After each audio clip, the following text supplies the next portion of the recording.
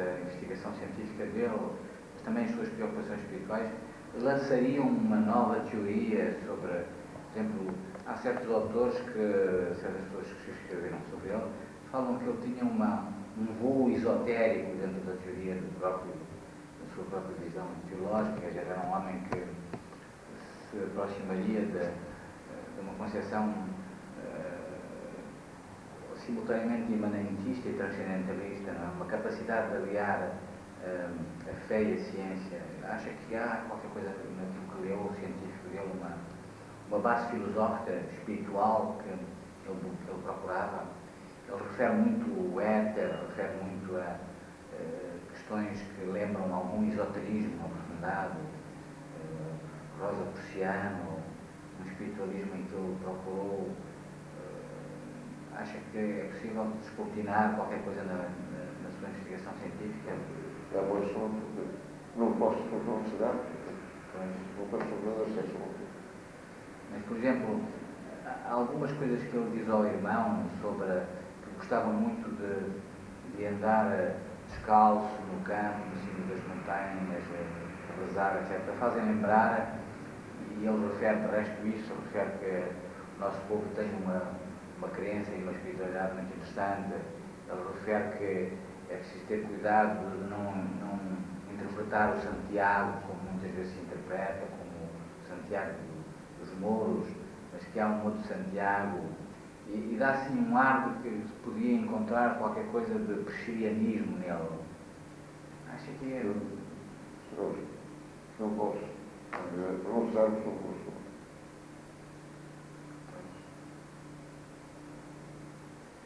Porque aparentemente, e já eles não estamos a afirmar, aparentemente ele, dá assim um ar de que o Padre Malé era um homem com uma grande abertura de leituras, e que conheceu muitas filosofias e que foi tocado por elas como uma espécie de gradualidade da espiritualidade mundial, não é? Que estava aberta. A abertura, por exemplo, ele tinha que estar na altura, porque hoje sai da sua prática. Às vezes, sacerdotes se ordenam sem ter uma qualificação e pedem depois a resolução para o local. Hoje é possível, não é? No tempo do Padre Marana, não, mas é preciso também isso.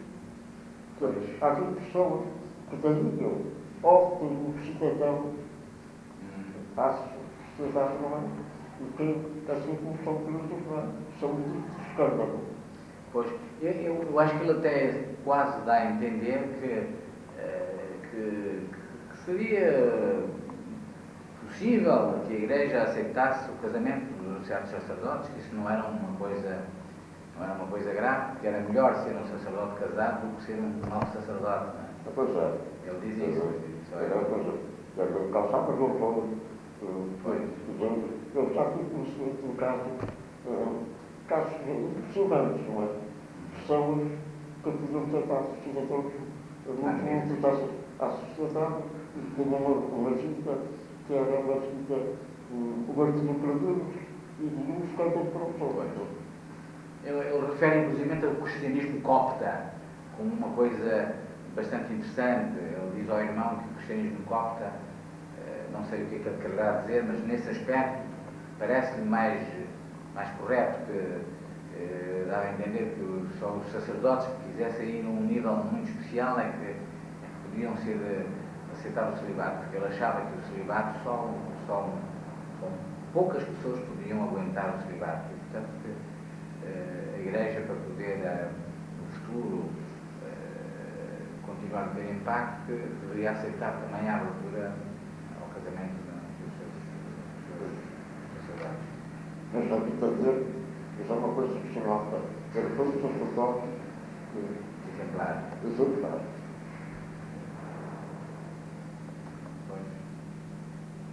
Embora ele tivesse muitas vezes, aparentemente, não estar na corrente dominante, porque ele foi sempre tolerante para vários sítios, e foi até tolerante com a República, não é? Com toda a gente, não é? Ele deu-se com todos os sectores e podia parecer que era um homem que tinha errado a educação. Houve alguém que escreveu que ele teria errado a vocação, que ele era um homem da ciência. Mas talvez fosse simplesmente porque ele conseguiu estar nos meios científicos, com todos os lados, e pôde assim, desta maneira, atravessar a sociedade sem ter que se fechar a sectores, não é? Pôde estar na vida pública, pôde falar com o Teófilo Braga, pôde aguentar o movimento todo e manter-se como realmente. E essa relação ao irmão estava quando já foi um público agora. Eu estava dizendo que eu tinha invento. E eu estava isso passa. É uma luta que passa. Porque a fé tem raízes profundas. Que quando uma cultura começasse, mas representa por uma diferença, uma raça toda entusiasmo. Eu vi o Sr. Professor cita, ele até também diz que lembra que a Igreja também fez coisas que não eram corretas para outros grupos e, portanto, é preciso agora aceitar que, não é? Quer dizer, como se tentasse defender a ideia de uma grande tolerância cristã que abrangesse, digamos, é verdade isso. Pronto, Sr. Professor, acho que a gente já alcançou muito. Olha, eu pergunto que deve dar no segundo, não, o meu filme é mais centrado sobre as questões científicas e sobre as questões. Mas a preparação aqui no seminário dá, embora os montes de passagem, mas no seminário até aqueles que estão fazendo até dentro do seminário que é um isso também dá. Acho que dá só por isso. Pois claro, que é uma coisa de passagem. Onde se como justamente. Sim, e até porque a personagem Amorim Pessoa é muito importante. Eu falei já nisso com o professor Neiva Soares. O Amorim Pessoa foi um homem gigantesco na criação de bibliotecas, da renovação do ensino. Era um homem fantástico na colocação de bons livros. E isso deve ter influenciado o Padre Malaya, porque ele apanhou aquela renovação do ensino do seminário. Isso sem dúvida. Não vamos dar essa. Pronto, então, viu-se bem, a luz estava boa para o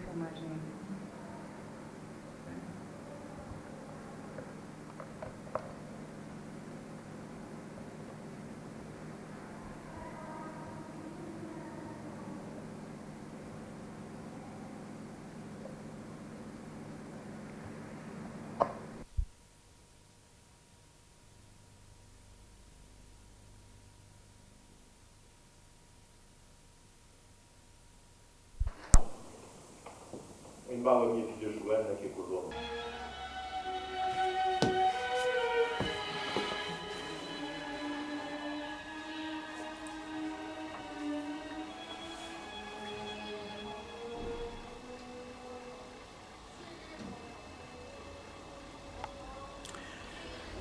Antes da publicação do livro em 1999, na década de 90 e talvez um pouco mais cedo, em 1980, eu comecei a fazer as investigações para o Padre Malaya.